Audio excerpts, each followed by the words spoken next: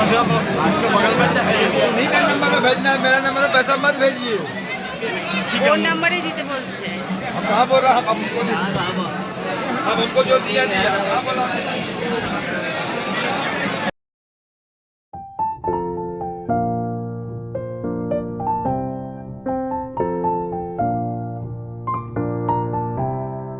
Welcome to my channel টুকিটাকি বেড়ানো।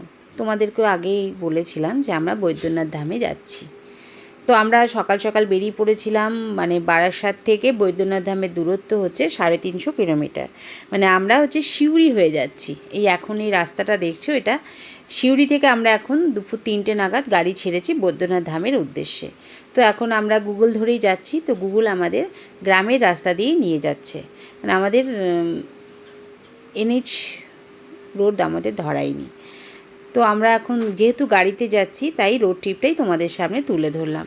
ট্রেনেও কিন্তু হাওড়া থেকে জাসিডি মানে দেওঘর যাওয়া যায়। সেখানে হচ্ছে জাসিডি স্টেশনে নামতে হয়, সেখান থেকে দেওঘর যাওয়া যায়। তো ট্রেন হাওড়া থেকে প্রচুর ট্রেন ছাড়ে জাসিডি যাওয়ার জন্য।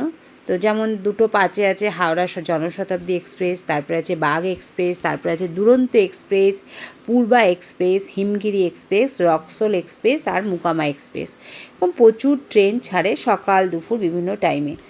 তো কিন্তু আমরা তো যেহেতু রোড ট্রিপে যাচ্ছি তাই আমরা বাইকারেরই ভিডিও তোমাদের সামনে তুলে ধরার চেষ্টা করলাম। তো আমার অনেক দিনের স্বপ্ন ছিল দেওঘর যাব। একটা কারণ হচ্ছে বাবা বৈদ্যনাথ ধাম, আর দ্বিতীয় কারণ হচ্ছে সেখানে আমার গুরুর আশ্রম, সৎসঙ্গ আশ্রম। মানে আমরা হচ্ছে অনুকূল ঠাকুরের শিষ্য। সেটা তোমরা হয়তো আমার ভিডিও দেখে বুঝতেই পেরেছো, কারণ আমি অনেক জায়গাতেই ঠাকুরের ছবি শেয়ার করে থাকি। তো এখন আমরা গ্রামের রাস্তা দিয়ে যাচ্ছি। দেখো কি সুন্দর দেখলে রাস্তার পরিবেশটা। এখন রয়েছে আমরা কোনো বড় একটা জায়গায়। মানে জায়গাটা দেখে মনে হচ্ছে যে এতক্ষণ তো মাঠ ঘাট দিয়ে যাচ্ছিলাম, কিন্তু এখন বেশ রাস্তাটা দেখে মনে হচ্ছে বেশ কোনো ভালো জায়গাটা। তবে আমরা এখনও ওয়েস্ট বেঙ্গলেই রয়েছি, এখনও ঝাড়খণ্ডে পৌঁছাইনি। তো যেটা বলছিলাম, বাবা বৈদ্যনাথ ধাম। বাবা বৈদ্যনাথ ধাম এটা হচ্ছে দেওঘরে শহরে অবস্থিত, যেটা হচ্ছে ঝাড়খণ্ড রাজ্যে। এই দেওঘরে রয়েছে, দেওঘর মানে হচ্ছে দেবতার বাস। তো বাবা ভোলেনাথের তো 12টা জ্যোতির্লিঙ্গ আছে, তার মধ্যে একটা জ্যোতির্লিঙ্গ হচ্ছে দেওঘরে বাবা ধামে রয়েছে। এখানে বাবা বৈদ্যনাথ নামে পূজিত হন। অনেকে বিশ্বাস করেন যে বাবা ভোলেনাথের পুজো করলে, মানে বৈদ্যনাথ ধামে বাবা ভোলেনাথের পুজো করলে রোগ ব্যাধি সেরে যায়। দেখো রাস্তার মাঝখানে যেতে যেতে কত পাখি দেখে একটু গাড়িটা দাঁড় করিয়ে একটু ছবি তুলে নিলাম এবং তোমাদের মধ্যেও শেয়ার করলাম। তো বাবা বৈদ্যনাথ ধাম সম্বন্ধে একটা পৌরাণিক কাহিনীও আছে। যেমন শুনেছি, যেমন এখানে আছে তপবনে নাকি লঙ্কার রাজা রাবণ ভগবান শিবকে তপস্যা করেছিলেন শিবকে পাওয়ার জন্য, এবং শিবকে তিনি লঙ্কায় নিয়ে যাওয়ার জন্য কঠোর তপস্যা করেছিলেন। শিব সন্তুষ্ট হয়ে তাকে একটি জ্যোতির্লিঙ্গ দেন এবং শর্ত দেন যেটি পথে কোথাও রাখা হলে সেখানে কোথাও রাখা যাবে না, সেখানে রাখলে আর বাবাকে তোলা যাবে না। তো দেবতারা কৌশলে রাবণকে বাধা দিলেন। তিনি এই লিঙ্গটি রেখে দেন বা বৈদ্যনাথ ধামে। এখানে কথিত আছে নারায়ণ শলা পরামর্শ করে এটা করেন, এবং হনুমান কিছু হনুমানও করেন। তপবনে যখন গেছিলাম ওখানে বলেছিল যে কৌশল করে যাওয়ার পথেই বাবা বৈদ্যনাথ ধামে, এখন বৈদ্যনাথ ধাম নামে পরিচিত, সেখানে বাবা ভোলেনাথকে রাখেন এবং সেখানেই মন্দির তৈরি হয়, যেটা বাবা বৈদ্যনাথ ধাম। রাবণ লঙ্কায় নিয়ে যেতে পারেন না। এখানে প্রধান শিবলিঙ্গ ছাড়া অনেকগুলো মন্দির, ছোট বড় প্রচুর মন্দির আছে। আমরা পরে ভিডিওটা তোমাদের দেখাবো। আর এখানে শ্রাবণ মাসে লক্ষ লক্ষ মানুষের ভিড় হয়। তো ভক্তরা কাঁধে গঙ্গা জল নিয়ে পদযাত্রা করেছে, বাবার মাথায় জল ঢালে। দেখো আরেকটা রাস্তা, শহর দেখা যায়, যেটা হচ্ছে জামতারা এই জায়গাটা। তা শ্রাবণ মাসে হচ্ছে বাবা বৈদ্যনাথ ধামে পূজিত হয়, প্রচুর লোক জল ঢালে। তা আমার এই মন্দিরে গিয়ে ভীষণ ভালো লেগেছিল এবং তাই তোমাদের মধ্যে গল্পটা শেয়ারও করলাম। এখানে বাবার 12টা জ্যোতির্লিঙ্গের একটা লিঙ্গ আছে এই বৈদ্যনাথ ধামে। আর নাকি একটা কালী মন্দিরও আছে ভেতরে, সেই কালী মন্দিরে নাকি মা কালীর হৃদয় পড়েছিল, মা পার্বতীর হৃদয় পড়েছিল। সেখানেও মা শিলাখণ্ড মূর্তি আছে। আমি সেখানে ঢুকেছিলাম, কিন্তু যেহেতু ক্যামেরা অ্যালাউ নেই তাই তোমাদের সামনে ছবি তুলে দেখাতে পারি না। আমার পরের ভিডিওতে তোমরা দেখতে পাবে। তো এখন আমরা ছুটেছি জামতারা রোড ধরে। আর দেখো সূর্য মামা অস্ত যাওয়ার জন্য মানে প্রস্তুতি নিচ্ছে। এখন সূর্য পশ্চিম আকাশে দেখা যাচ্ছে। আর রাস্তাটা দেখে এত সুন্দর রাস্তা না, গ্রামের রাস্তা হতে পারে কিন্তু এই রাস্তাটা সত্যিই খুব ভালো, মানে কোনো ভাঙাচোরা নেই, কিছু নেই, উঁচু নিচ, মানে খুব সুন্দর রাস্তা। আর ওই দেখো সূর্য মামা অস্ত যাচ্ছে। আমরা কত কত টাকা খরচা করে আমরা সানরাইজ সানসেট দেখতে বিভিন্ন জায়গায় যাই, কিন্তু আমাদের গ্রামের রাস্তাও যে কী সুন্দর সানরাইজ সানসেট দেখতে পাওয়া যায়, আজকে এই সানসেটটা না দেখলে বুঝতে পারতাম না। দেখো কী সুন্দর লাগছে না। আর আমি মানে গাড়ি থেকে ভিডিওটা তুলছিলাম, গাড়ি তো ছুটছে, কারণ আমরা তো সেই সকালে বেরিয়েছি, সবাই ক্লান্ত, কিন্তু তাও মনে আনন্দ রয়েছে। আমি যাব আমার গুরুদেবের বাড়িতে, মানে সৎসঙ্গ আশ্রমে, আর বাবা বৈদ্যনাথ ধামে যাব, বাবা ভোলেনাথকে দর্শন করতে। মানে খুব আনন্দের সঙ্গেই আমরা যাচ্ছি। ক্লান্তি দূরে সরে গেছে, ক্লান্তি মুছে গেছে। তারপরে রাস্তায় যেতে যেতে এত সুন্দর ভিউ, কি বলবো। হয়তো ট্রেনে গেলে এত সুন্দর ভিউ দেখতে পারতাম না, কারে গেলাম বলেই হয়তো দেখতে পারলাম। এই দেখো কি সুন্দর লাগছে, আর লাল হয়ে রয়েছে পশ্চিম আকাশটা, এত ভালো লাগছিল না, কি বলবো। দেখো কি দারুণ দুর্দান্ত লাগছে, তাই না? আজকে আমি তোমাদেরকে সামনে রাস্তার ভিডিও তুলে ধরলাম, জানি না তোমাদের কেমন লাগবে। যদি ভালো লেগে থাকে অবশ্যই একটা লাইক করো। আমরা দুমকা জামতারা রোড ধরেই যাচ্ছি। ভালো লাগলে অবশ্যই একটা লাইক করো, শেয়ার করো, কমেন্ট করো। আর কেউ যদি বৈদ্যনাথ ধামে যাও গাড়ি নিয়ে, এই রোডে যেতে পারো, রোডটা সত্যিই খুব ভালো। অবশ্য আমাদের গুগল বাবাজি নিয়ে যাচ্ছে, আমাদের এখানে কোনো ক্যালি নেই, গুগল ধরেই আমরা যাচ্ছি। গুগল আমাদের যে পথে নিয়ে যাচ্ছে আমরা সেই পথেই চলেছি। আর দেখো ওই দেখো সূর্য, মানে কিছু কিছু জায়গা লাল হয়ে রয়েছে, এত সুন্দর লাগছে না। এখন মানে ঘড়ির কাঁটায় কটা বাজে, 5টা বাজতে যাচ্ছে আর কি, 5টা 5:30, মানে সন্ধে নাবো নাবো অবস্থা সময় আর কি। আর এই যে দুপাশে রয়েছে পাহাড় জঙ্গল, মানে এই প্রথমে আমরা মানে পাহাড় দেখতে পেলাম। এই যে দূরে রয়েছে পাহাড় বলতে ছোট ছোট টিলা আর কি। গাড়ি তো ছুটে চলেছে তার আপন বেগে,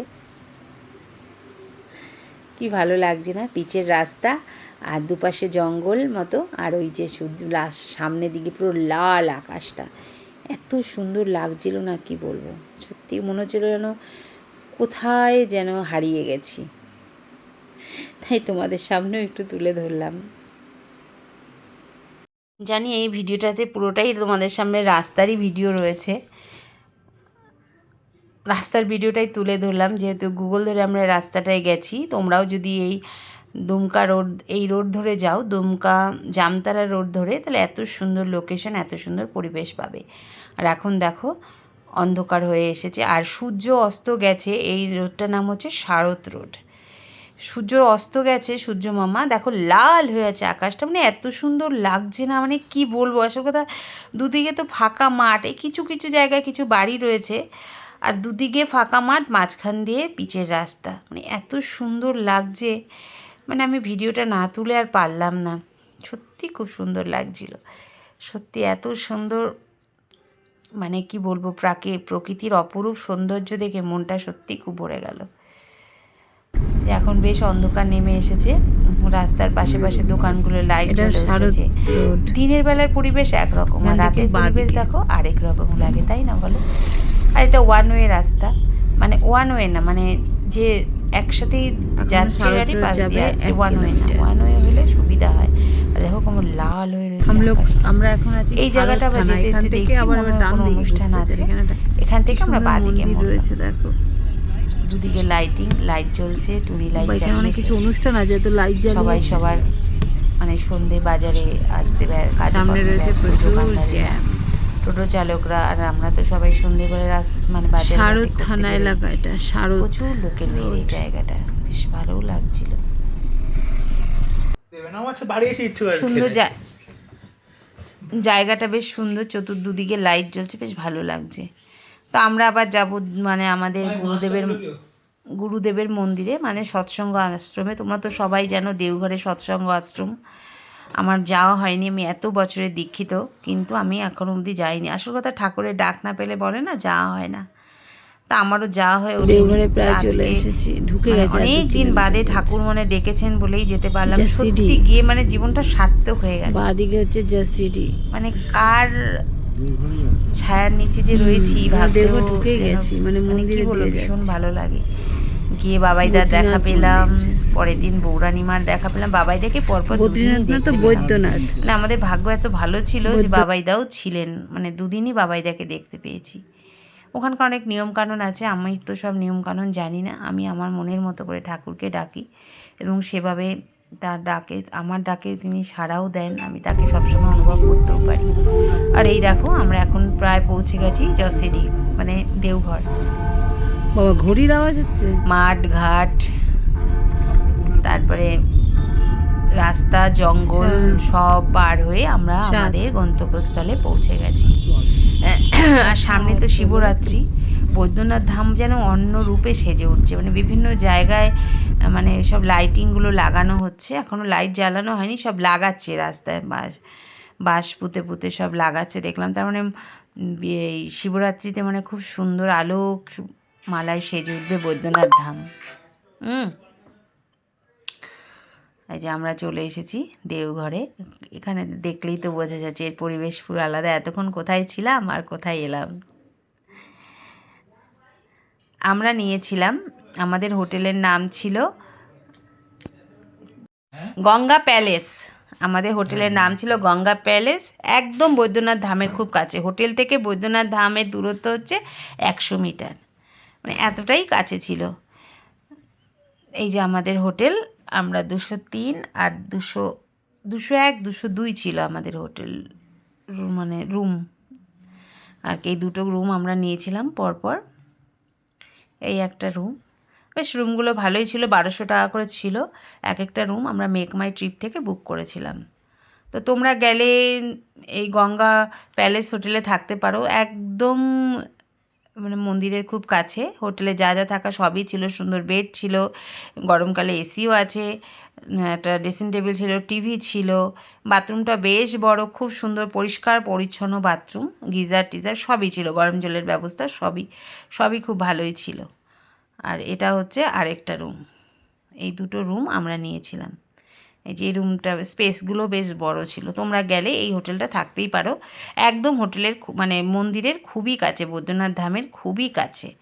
তা আমরা যথারীতি হোটেলের রুম দেখে হোটেলে আমাদের লাগেজপত্র রেখে আমরা এবার বেরিয়ে পড়বো আর কি, মানে বেরিয়ে পড়লাম আমাদের সৎসঙ্গ আশ্রমে যাওয়ার জন্য।